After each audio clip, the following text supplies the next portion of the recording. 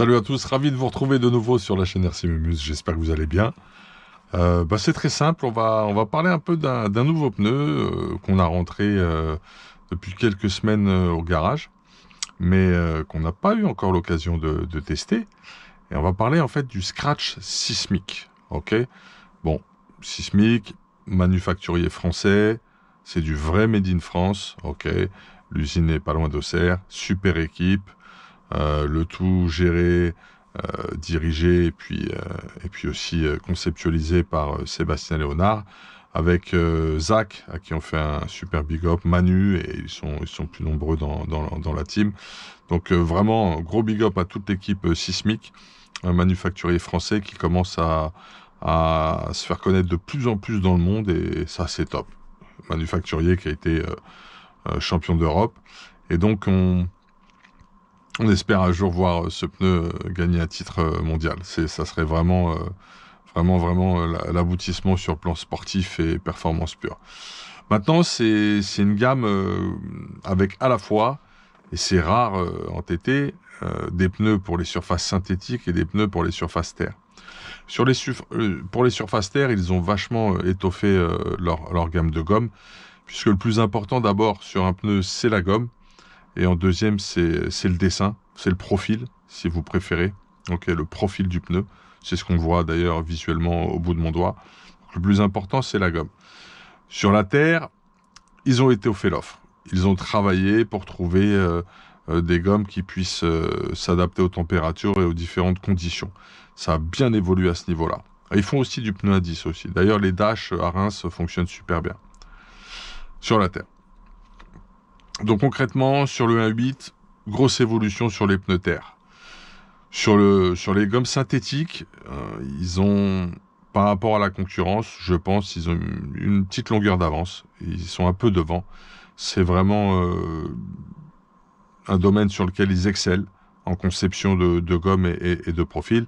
Et on connaît tous le succès sur ces 2 dernières années du Magma 2.0, qui est un pneu très rapide, très performant, avec des super déclinaisons de gomme. Ils ont continué à travailler sur les déclinaisons de gomme. On a une super gomme pluie avec le XS.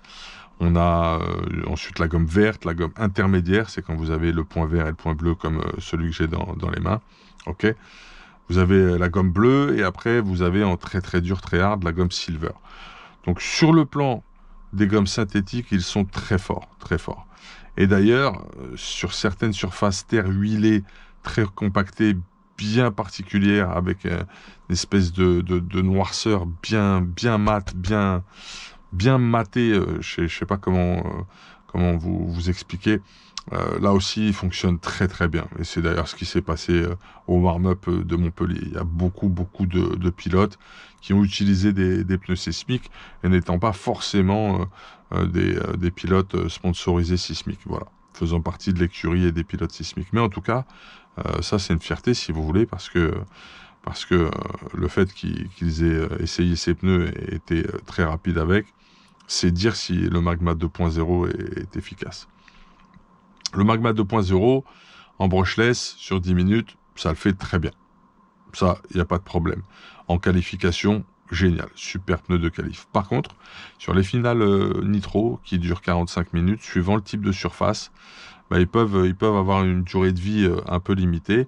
Et il y avait nécessité de développer un profil spécifique. On reste sur les gommes synthétiques qui ont été super bien développées, mais ils ont développé un profil qui fusionne à la fois les caractéristiques du Weapon, qui est un pneu Weapon 2.0, qui est un pneu très endurant chez Sismic, et les caractéristiques du Magma 2.0. Il y a une inspiration des deux pour moi sur ce profil. Je peux me tromper, mais c'est ce que je ressens visuellement, étant donné qu'on roule pas mal avec ces pneus, on les apprécie beaucoup. Donc on retrouve des picots plus petits sur le plan latéral, avec le même style de forme de picot que sur un Magma 2.0, mais en un peu plus gros. Ça, c'est sur les latéraux, en fait. Ensuite, on a des losanges, des groupements de picots plus gros en losange, un peu dans l'esprit du Magma 2.0, puisqu'il y a des groupements de picots en losange. Et avec, à côté des losanges, une transition entre les picots qui ressemblent en plus gros à des picots de Magma 2.0 et des picots de Weapon 2.0. Mais là aussi avec pas tout à fait la même taille. Donc on est vraiment sur un moule tout nouveau, c'est topissime. Donc voilà ce qui caractérise pour moi vraiment ce profil qui m'intéresse tout particulièrement, qu'on va rouler, hein. On a rentré ce qu'il faut.